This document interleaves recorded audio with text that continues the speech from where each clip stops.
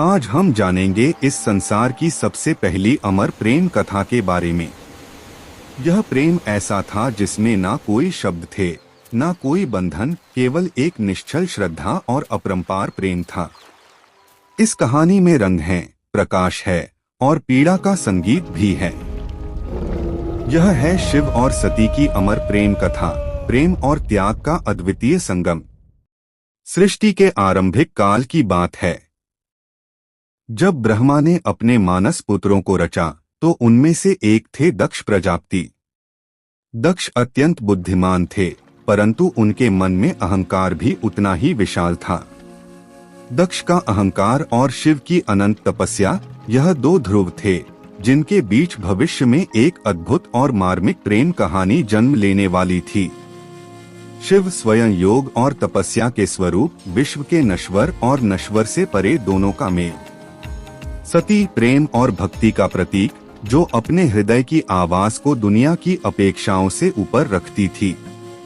और फिर एक दिन यह दोनों ध्रुव आपस में मिलने वाले थे और उस मिलन से जन्म लेगी एक ऐसी कथा जिसे समय भी मिटा नहीं पाएगा। सृष्टि के आरंभिक काल की बात है। जब ब्रह्मा ने अपने मानस पुत्रों की रचना की, उनमें से एक थे दक्ष प्रजापति। अत्यंत बुद्धिमान परंतु उतने ही अहंकारी दक्ष को अपनी योग्यता, अपनी शक्ति और अपने सृष्टिकर्ता के कुल से जन्म होने का बड़ा अभिमान था।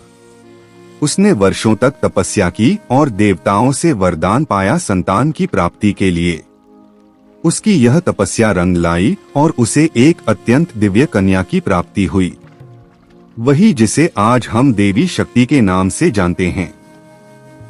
सती का जन्म किसी साधारण कन्या की भांति नहीं हुआ था। उनका स्वरूप स्वयं शक्ति का अंश था। वह स्वयं आदिशक्ति का अवतार थीं। दक्ष को अपनी पुत्री पर गर्व था। साथ ही उसके मन में एक अभिलाषा थी कि वह अपनी इस कन्या का विवाह किसी महान देवता, किसी वैभवशाली या किसी प्रतिष्ठित गृहस्थ से करेगा। उसे यह कल्पना भी नहीं थी कि उसकी पुत्री का हृदय वहां बंध चुका है जहां वैभव का कोई मोल नहीं, जहां वैराग्य ही आभूषण है, भगवान शिव। देवी सती बचपन से ही विचित्र स्वभाव की थीं। अन्य कन्याओं की तरह न तो उन्हें श्रृंगार में रुचि थी, न ही राजसी जीवन की भव्यता में।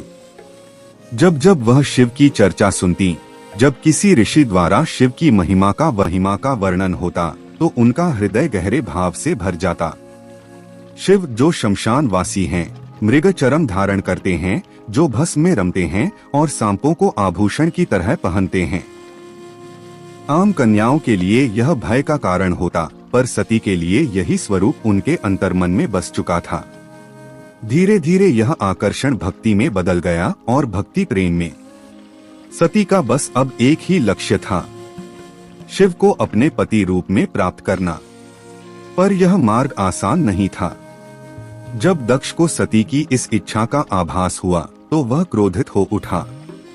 उसकी आंखों में तो शिव केवल जंगल में भटकने वाले योगी मात्र थे। उसने सती को समझाने का हर संभव प्रयास किया कि उन्हें किसी योग्य और राजश्री सम्माननीय वर का चयन करना चाहिए। पर सती अब निर्णय कर चुकी थी। उन्हें किसी धन, वैभव या पद की आवश्यकता नहीं थी। उन्हें तो चाहिए था वह परम पुरुष जो संन्यास में भी योग्य है और मौन में भी संपूर्ण है।